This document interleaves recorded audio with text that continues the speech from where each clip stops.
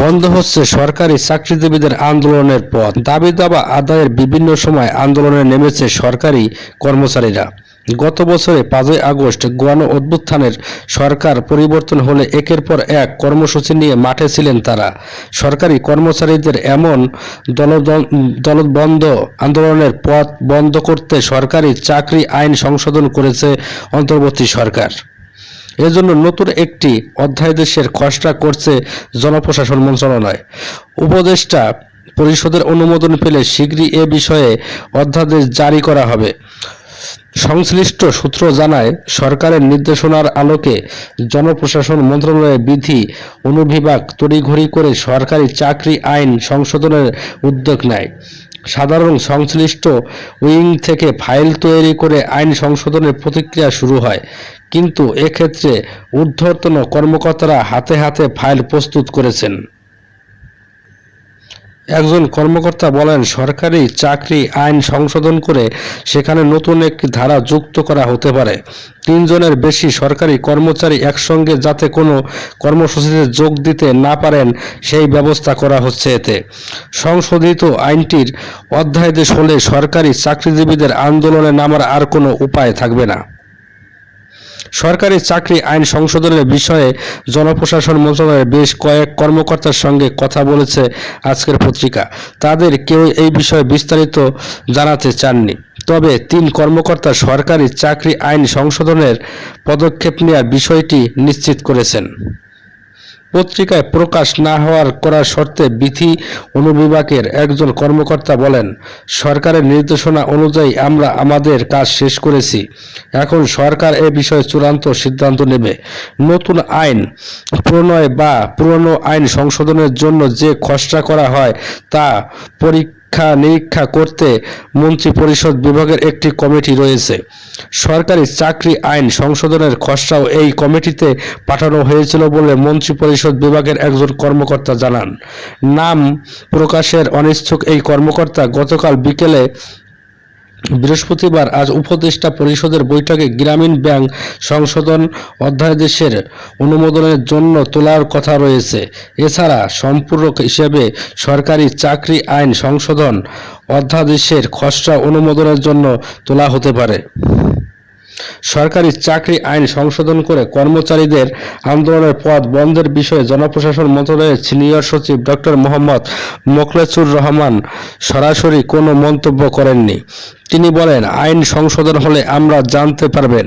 আমরা গোপনে কোনো কিছুই করব না। আইন সংশোধন করে সরকারি চাকরিজীবীদের দলবদ্ধভাবে আন্দোলনের পথ বন্ধ করার বিষয়টি এখন পর্যন্ত জনপ্রশাসন মন্ত্রণালয় এবং মন্ত্রিপরিষদ বিভাগের কয়েক কর্মকর্তা জেনেছেন। এই আইন সংশোধনের প্রতিক্রিয়ার সঙ্গে সম্পৃক্ত একজন কর্মকর্তা বলেন, অন্তর্বর্তী সরকার আমাদের দাবি দাওয়া আদায়ের সব পথ বন্ধ করে দিতে যাচ্ছে। এর বাস্তবায়ন হলে সরকারি চাকরিজীবীরা ক্ষতিগ্রস্ত হবেন। কর্মকর্তা বলেন, সরকারের শীর্ষ পদগুলোতে এখন চুক্তিতে নিয়োজিত কর্মকর্তারা রয়েছেন। তাদের আর কোনো চাওয়া পাওয়া নেই। অন্তর্বর্তী সরকারও তাদের মেয়াদ শেষ করলেই দায়িত্ব শেষ। দাবি দেওয়া আদায়ের গণতন্ত্র পথ বন্ধ করে দিলে সরকারি চাকরিজীবীরা সহজে তা মেনে নেবে বলে মনে হচ্ছে না। তবে জনপ্রশাসন মন্ত্রণালয়ের একজন কর্মকর্তা বলেন, 5ই আগস্টের পর সরকারি কর্মচারীরা যে আচরণ করছেন তাতে করে তাদের জন্য এরকম নিয়ম করা হলে অনেকের আপত্তি তোলার কোনো জায়গা থাকবে না। কারণ পেশাদারিত্বের বাইরে গিয়ে এই অবস্থানটা তারা নষ্ট করছেন। অন্তর্বর্তী সরকারের গঠনের পর দাবি দেওয়া আদায়ে সব হয়েছে ওঠেন বিভিন্ন পর্যায়ে সরকারি কর্মচারীরা। ডিসি নিয়োগের কেন্দ্র করে জনপ্রশাসন মন্ত্রণালয়ের নজরবিহীন হট্টগোল করেন উপসচিব পর্যায়ে একদল কর্মকর্তা। গত সরকারের সময় বঞ্চিত কর্মকর্তারা জনপ্রশাসন সচিবের দপ্তর ঘেরাও করেন। উপসচিব পুলের কোটা নিয়ে প্রশাসন ক্যাডারের কর্মকর্তারা সচিবালয়ে নজরবিহীন শোডাউন করেন। অন্যদিকে উপসচিব পুলিশের কোটা নিয়ে জনপ্রশাসন সংস্কার কমিশন ভাবনার কথা জানান। পৌর প্রশাসন ক্যাডার এবং 25 ক্যাডারের কর্মকর্তা পাল্টাপাল্টি অবস্থান নিয়ে উভয় পক্ষ কর্মসূচি দিয়ে মাঠে নামে। সরকার তাদের সতর্ক করে বার্তা দেওয়ার পর উভয় পক্ষ ফেসবুকে বক্তব্য বিবৃতি দিতে থাকে। পরে ফেসবুক ব্যবহারের ক্ষেত্রে সরকারের নিয়মকানুন না মানলে বিধি মোতাবেক ব্যবস্থা নেওয়ার হুমকি দেয় জনপ্রশাসন মন্ত্রণালয়। তারপরও সরকারি কর্মচারীরা দাবি দেওয়া আদায় কর্মসূচি পালন করেন। আইন করে সরকারি কর্মচারীদের দলবদ্ধভাবে দাবি দেওয়া জানানোর পথ বন্ধের পক্ষে মত দিয়েছে সাবেক সচিব AKM আব্দুল আওয়াল মজুমদার। তিনি বলেন, দেশে এরকম কিছু দরকার, কারণ আমরা একেবারেই অযৌক্তিক মানুষ।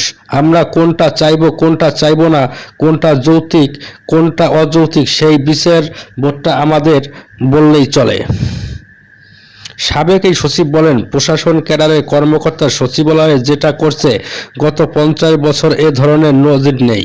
25 ক্যাডারের কেউ কেউ সামাজিক যোগাযোগ মাধ্যমে যে ভাষায় কথা বলছেন সেটি করা উচিত হয়নি। অতিরিক্ত সচিব যুগ্ম সচিবরা মন্ত্রণালয়ে বারান্দায় শুয়ে পড়ছেন। এসব থামাতে এ ধরনের পদক্ষেপকে আমি সমর্থন করি, কারণ কিছু বিধিনিষেধ না থাকলে আপনি মানাতে পারবেন না, রাষ্ট্রকেও তো চলতে হবে।